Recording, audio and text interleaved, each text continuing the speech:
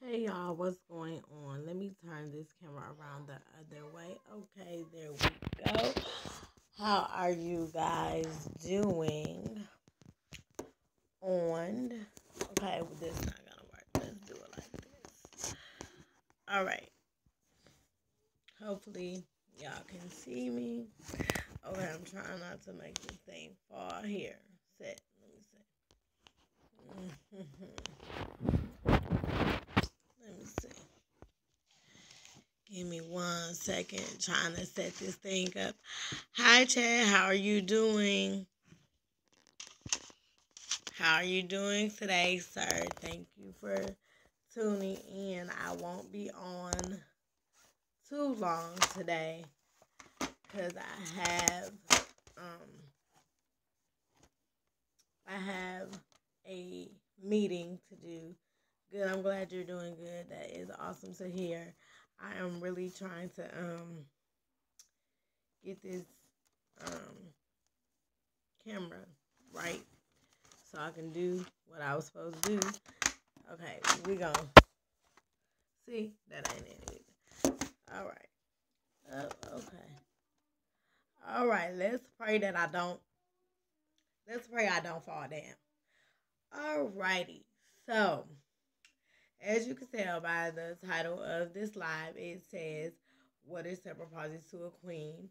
And I'm actually going to be reading a couple of chapters out of the biography, "What is Cerebral Palsy to a Queen," which can be purchased on my website, which I will leave all of the website information in the description box below on the website. I have blogs and different other things, books that I'm interested in, have read, recommended for you to read, inspirational videos. I do send out inspirational quotes and things of that nature on the site as well. And also on the site, the 21-day devotional journal withdrawals and deposits can be purchased. Again, I will leave all of that information in the description box below. I pray that everybody is safe where they are right now, because where I'm at, it's snowing and it's cold, and the snow is like almost as tall as me, okay? And I'm only a good 4, 5, 4, 6, and the snow is as tall as me. Um, but with that being said, I am going to go ahead and get into the reading of some of the reading of What's Ever Positive to a Queen, and and just let me know what you guys think, and if you're interested in purchasing, like I said, everything will be left in the description box below. So without further ado, guys, here is some chapters out of What is Cerebral Palsy to a Queen. And I'm actually going to start in um I'm going to start in the going to start with chapter 3. Okay. Um yeah. So bear with me. Anybody that has any comments or anything, just try to chime back in with them, because I'm going to be looking at the book so that I can read it to you all. Okay. Chapter 3 says, Mama had done research and found a local orthopedic surgeon by the name of Brian Black at Children's Hospital of Wisconsin. Children's Hospital was ranked among the best hospitals in the nation. Mama did not call or make an appointment. She was so determined that we just went to Children's Hospital. Mama asked for Dr. Black and was told he was in the operating room. Mama and I sat outside the operating room for over an hour. I didn't know how long Mama planned to wait, but she knew he had to come out that door sooner or later. Dr. Black finally appeared. As he walked out of the operating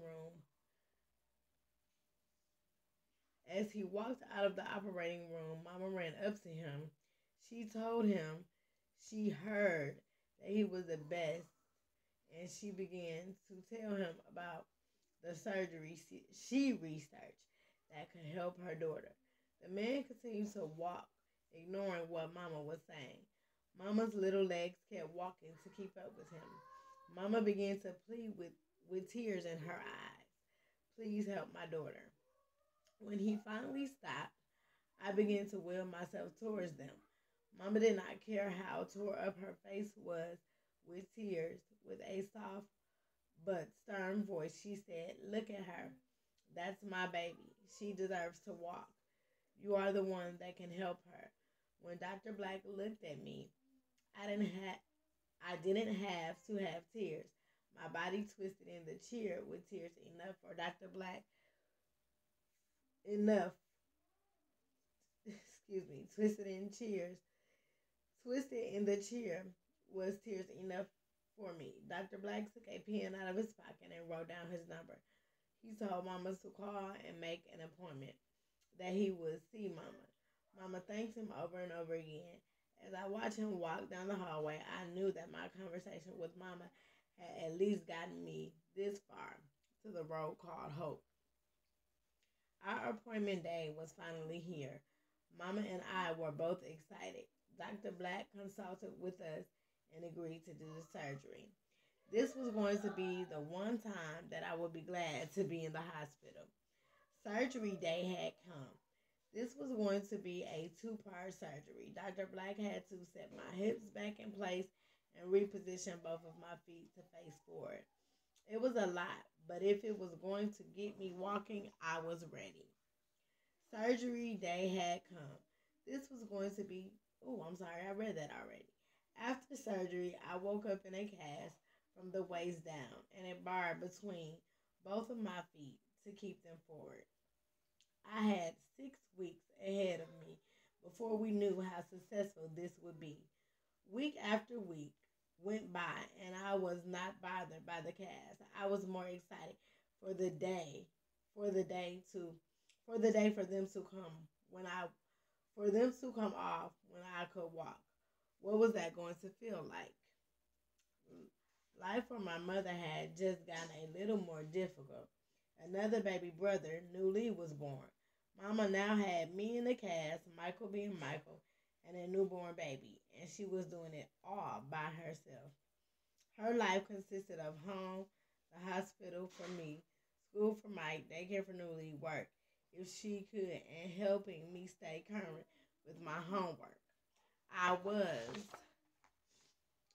I was still able to achieve being on the honor roll while going through operations and the recovery process. It was already my second time in the fourth grade, and Mama refused to allow me to repeat it again. In Chicago, the academics weren't equivalent to classes in Milwaukee, so I had to repeat the fourth grade when we relocated. The day had come for the cast to come off and the bar to be removed. We still did not know if the surgery worked. I had to go to physical therapy for 2 hours a day after school for about a month. Learning how to walk was a new experience for me. Even at home, Mom did not let me revert back to using the wheelchair. I had to learn to move around without it. I used my arms, my legs, and I even used my butt to get around. Mama was more determined than I was to see me walk. Finally, I was standing on my own 2 feet, probably walking into school. No more wheelchair, but I had a walker to help keep me balanced. No more tight situations. No more needing assistance. I got this. Even though we only had half a semester left in school, I was excited to be around my friends again. I had gained independence to do more than I could have imagined. Now I was looking to do more before I participated in the Special Olympics and competed in all events for wheelchair members. But this time I wanted to run. Yes, I wanted to run. So I signed up for the walk run race. Mama gave me a pep talk the night before. I loved my mama's excitement for me. She took off work the next day so she could watch her baby run. On the day of the event, we headed out to the field. I was nervous and excited. I was about to pass out. I couldn't believe I was about to run. All I remember was Mama saying, "When you hear the gun sound, go as fast as you can. Don't look back. Stay focused on the finish line and run." I did just that. Before the race started, I thought about being in a wheelchair for all those years. I remember the times I observed the other kids ran and play, and I wish I could do so. Here I was able to run for the first time in my life.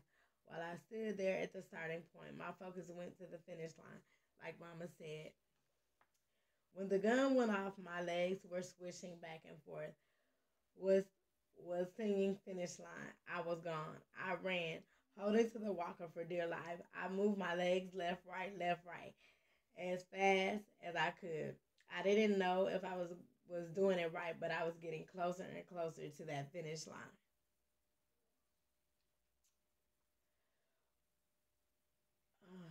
Okay. Now all I want now all I wanted to do was run. At home, I would race with my brothers. Michael would let me win. Newly and I ran about the same speed since he was still little. It was fun being a kid. I had fun before this. Fun before this was different. It was different from Mama too. When she once had to worry if I had what I needed or wondered who would help me, had now changed to see if she needs anything, she can do it for herself. Walking gave me confidence. It gave me a new attitude about myself. Others may have thought I was ignorant, but those who Jesus, but those are the ones that wanted to see you down and not succeed. Somehow, my walking made them feel like they needed to compete with my style. Yes, I still got attention, not because I was handicapped, but because they noticed my determination to be handy capable. There was there was no stopping Ebony now. So I didn't walk. So I didn't. So I did not. I walked proudly across the stage to receive my fifth grade diploma with high honors. I was off and ready for the next big run. Middle school, here I come. Whoever that is, thank you for joining. My face was so into the book. I don't know who's all on. I am going to read one more. I'm going to read one more chapter to you all, and then I'm going to wrap this up. Hello, Rowdy Chica. Thank you for joining. I'm glad you was able to catch it in this time. I'll be going into the next chapter, guys. I could not wait to start a new school. I now I now had to change classrooms for each class and not stay in the same room all day. Mama was concerned about me making it to each class on time, even with my walker. So the school gave me permission to leave out of each class a little earlier to make it to the next one on time. That way, the hallway would be clear for me to make it to class without no interference. The transition had begun for me wanting to be like the other kids, running and playing to now wanting to be like the other girls. I was just over 4 feet tall. See, I just told y'all that. And mind y'all, I just said I'm 4 feet. Now, at 34, I was 4 feet in middle school. She has not grew, but it's okay. I was just over 4 feet tall, and this was probably going to be my normal height. Mama was 5 feet, and my dad was, "Hi, sissy. I love you too." Um, Mama was 5 feet, and my dad was 5'3". My insecurities was not so much from my height, but how I walked. I should have been happy that I was on my own 2 feet, but my feet dragged when I walked. It was not a smooth walk. I kind of jerked from side to side, and I could never stand up straight when I wasn't walking. I would lean to my left side. I was very smart to not have been in school. I was very smart to not have been in school in years prior.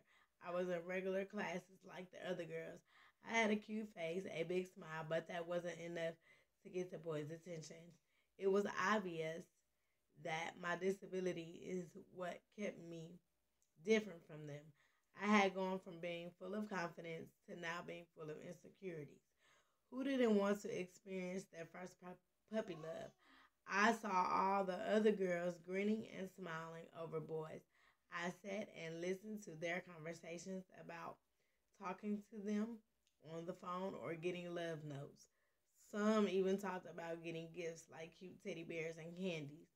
A few times I tried to tell a boy that I liked him, but they would tell me they only wanted to be friends. Yeah, right, I knew the real reason. I would cover up the rejection with a smile and tell them I understood and we were cool. I tried hard to fit in. I wore tight clothes and stayed up on the latest music and dances. I would randomly sing lyrics to songs, talk slangs, or do upper body dance movements. I kept myself looking fly. I would notice boys. No, I was noticed by boys, but I just couldn't get them to catch get them to catch the cripple fever. When you have more people around you that are not like you than those that are, it's kind of hard to be strong and accepting and loving your differences. I tried not to get to the go to the extreme to fit in, but I did enough to fit in with whatever way I could. I continued to excel in my schoolwork. Being smart was fun to me. Plus, Mama did not play about school, okay, at all. My mom did not play about them grades. She wasn't playing about school with any of her kids. By the time I reached the seventh grade, I wanted to be normal and treated differently and not be treated differently because of my disability. With this walker, it was hard to do that. There was nothing else I could do but try to accept it and enjoy the friends I had. I did not understand this feeling, but every time I was around Ulysses, I would get all giddy and smile and could faint at the sight of him. He was light, caramel skin with light brown eyes. He had one dip on the right cheek that showed when he smiled. He had the he had them deep wave curls, and his hair was shoulder length. My goodness, the boy was gorgeous. He was very popular in school. I had been rejected so many times, but even though I didn't like it, that did not mean I had to accept it and stop trying.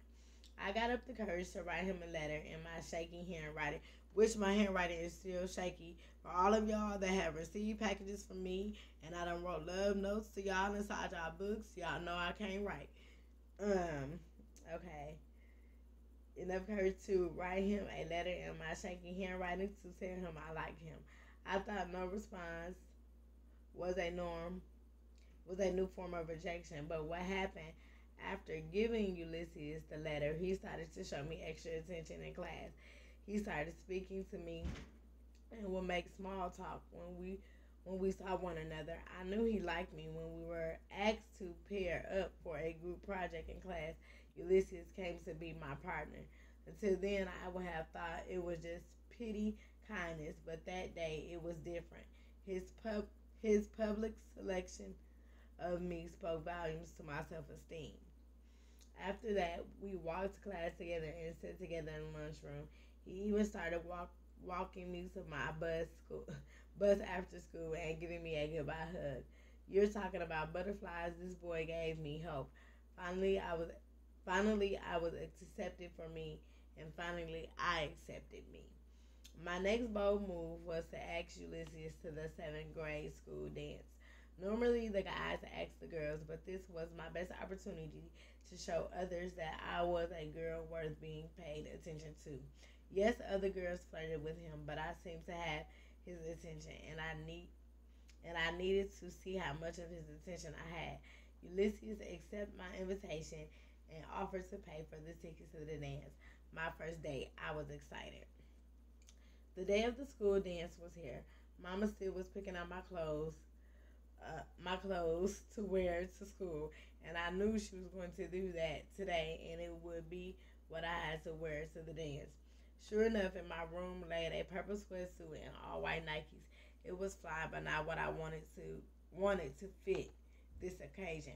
Quickly, I threw quickly, I threw what I wanted to wear in my backpack so I could change later when I got to school. Mama would never approve of me trying to dress to fit in. I put on what she laid out, pulled my hair up in a ponytail, and headed out for the school bus. I could hardly stay focused in school. I was ready to see everyone's face as Ulysses and I walked in together. Everyone was talking about the dance. The hot topics were who's going with whom and what they were wearing. I think most of them assumed I was going with Ulysses, but I didn't say nothing. I just smiled and celebrated their excitement. The dance was during the last class of the day, so I quickly went to the bathroom and changed my clothes. Ulysses and I planned on dressing alike. I wore a short blue jean skirt with buttons down the front and a white blouse. He wore blue jeans and a white t-shirt. When we entered the gym, it seemed like we made a grand entrance. Everyone was pointing and staring, but not in a bad way. They had smiles on their faces and gave us compliments on looking fly together. Some even clapped as we walked in. That was a moment I will never forget. And I am going to stop my reading there. I hope you all enjoyed this snippet of what is Cerebral Palsy to a Queen. Please let me know your thoughts in the comment section. Thank you all for tuning in to this live. I pray that your Sunday is blessed and full of joy. I pray that whatever it is that you're seeking God about, that He gives you the answers that your heart desires. Again, to order this book, What Separates to a Queen, or the 21-day withdrawals and deposits devotional journal, I will leave all of that information in the description box below. You guys be blessed. Keep praising, keep fighting, keep worshiping, keep standing. Most of all, keep being you and loving who you are. Embrace who you are. Embrace how far you have come. And embrace where you're going. Until next video, guys, be blessed.